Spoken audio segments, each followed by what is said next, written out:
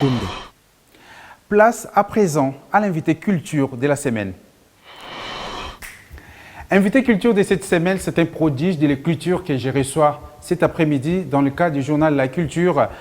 Enoch Bayoua Divwenzolo, bienvenue. Merci. Et vous êtes, je disais tout à l'heure, vous avez 16 ans, mais déjà 4 ouvrages à votre actif. Expliquez-nous comment ça s'est fait qu'à 16 ans, on écrit déjà 4 ouvrages. Bon, Je vais préciser qu'il y a des romans et des carnets, des poèmes. Oui, oui. Il y a Sur le chemin de la vengeance et Dans la peau d'un grand comme roman, et À Regrets Vitaux et Navire poétique comme carnet de poèmes.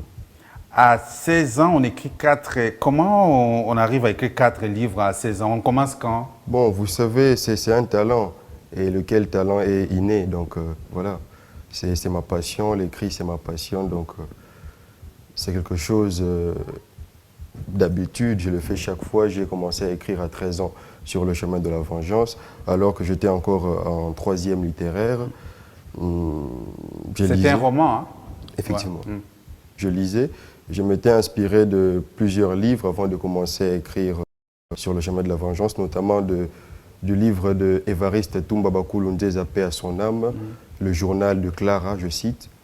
Et c'est ce qui vous a inspiré. Et dans ces premiers ouvrages, vous avez exploré ça se voit sur le chemin de la vengeance. C'était quoi en fait? Bon, j'essaie d'illustrer une réalité vitale, une réalité de la vie.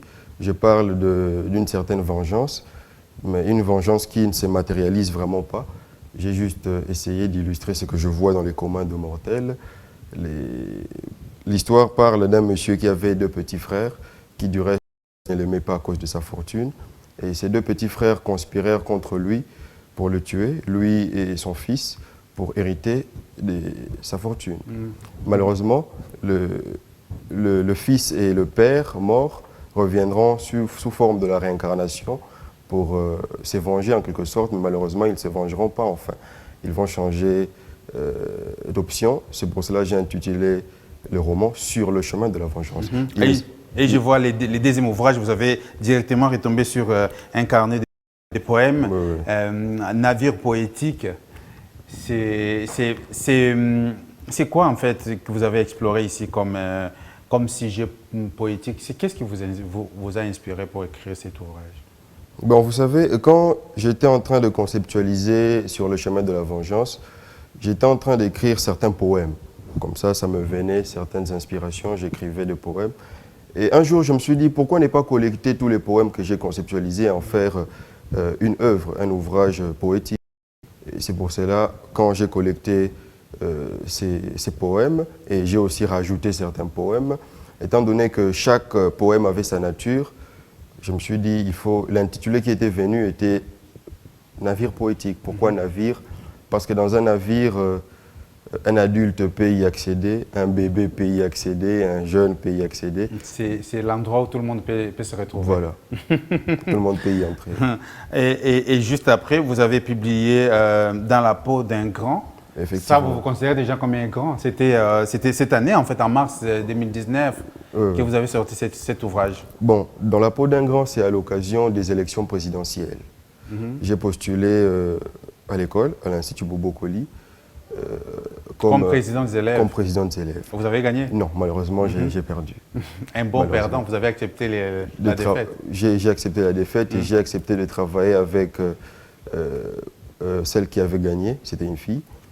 Voilà, c'est pour cela que j'ai illustré comme titre Dans la peau d'un grand. Parce que chaque candidat malheureux qui passait ne voulait pas entrer dans le gouvernement par peur, frousse, incompétence du nouveau gouvernement, mais moi j'ai accepté de pouvoir faire partie du gouvernement. Malgré que vous avez échoué, vous avez accepté de faire partie du gouvernement. Ça, c'est un bon exemple en fait. Oui. C'est pourquoi vous donnez les titres Dans la peau d'un grand. C'est en fait les parcours de cette élection dans l'école et vous êtes sorti perdant et après vous avez En fait, c'est une leçon de vie que vous nous donnez là. Vous Exactement. donnez aux adultes. Exactement. Donc, il faut qu'on accepte maintenant les résultats des élections. Et les élections doivent être justes, alors, Oui. pour que quelqu'un accepte le chose. Et en juillet, donc en une année, déjà des ouvrages, Oui. personne ne vous arrête. Hein, et vous rebondissez encore avec un autre carnet de poèmes qui est les regrets vitaux. C'est quoi en fait ici? Parce que moi, je n'ai pas encore lu tous ces ouvrages, je veux vraiment m'y mettre pour commencer. Bon, après avoir perdu aux élections présidentielles, tout naturellement, je devais beaucoup regretter. Ça devait me faire de la peine. Et j'ai écrit certains poèmes afférents aux élections présidentielles et ça ne pouvait qu'avoir une certaine nature de regret. Voilà. Donc, Regrets vitaux parle des élections présidentielles aussi, mais d'une manière poétique, avec des poèmes. Donc, tout ce que vous vivez du jour au jour, vous les transformez en écriture, si je peux Exactement. Personne ne peut vous arrêter. À 16 ans, vous avez déjà 4 ouvrages. Et la prochaine étape, c'est quoi? Bon, je prépare plusieurs autres ouvrages. Déjà, Les Flammes, qui sera certainement ma 5e œuvre après Regrets vitaux. Je ne pense même pas que ça fera encore 2 mois. Les Flammes seront là. Et Donc, vous n'allez pas jouer au foot, quoi. Quand les autres partent, vous jouez, vous bon, mettez à écrire. certains de mes amis me disent que j'ai perdu ma puérilité, quoi. J'ai perdu mon enfance, donc je ne fais que conceptualiser alors qu'eux sont en train de se divertir. C'est un petit peu ça. Mais c'est une passion pour moi. Ça vous plaît de ne pas aller avec des amis et rester dans la maison en train d'écrire, c'est ça? Mais oui, c'est une passion pour moi. J'écris. Et on va parler un petit peu aussi de comment ces ouvrages sont édités. C'est en fait vos parents qui vous aident à éditer ces ouvrages parce que vous n'avez pas un éditeur. Donc, les gens doivent vraiment s'intéresser à ce que vous écrivez. C'est une très bonne écriture. Moi, je lis un petit peu des résumés de ces ouvrages. Quel est le message que vous lancez aux gens qui peuvent peut-être être intéressés à vous éditer, à vous propulser en fait, avec les talents que vous avez? Bon, vous savez, je suis jeune comme écrivain et j'ai passé toute une année en train de courir dans des maisons d'édition renommées qui pouvaient me booster.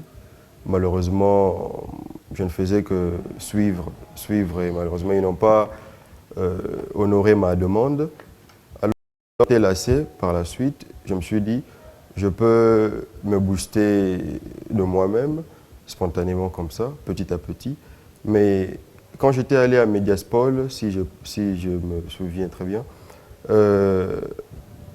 ils ne croyaient pas qu'un petit de 13 ans pouvait conceptualiser déjà une œuvre. Bon, ça ne leur disait absolument pas. Donc, ils ne voulaient qu'avoir un revenu. Ils ne croyaient pas que mon œuvre pourrait être vendue. Donc, ils ont besoin de leur intérêt. C'est ça, c'est ce que j'ai compris avec Mediaspol. Ils sont capitalistes, en tout cas. C'est un jeune qui dénonce là. Et comment les gens peuvent vous contacter pour peut-être acheter ces ouvrages? Comment vous contactent alors? Je donne le numéro, Oui.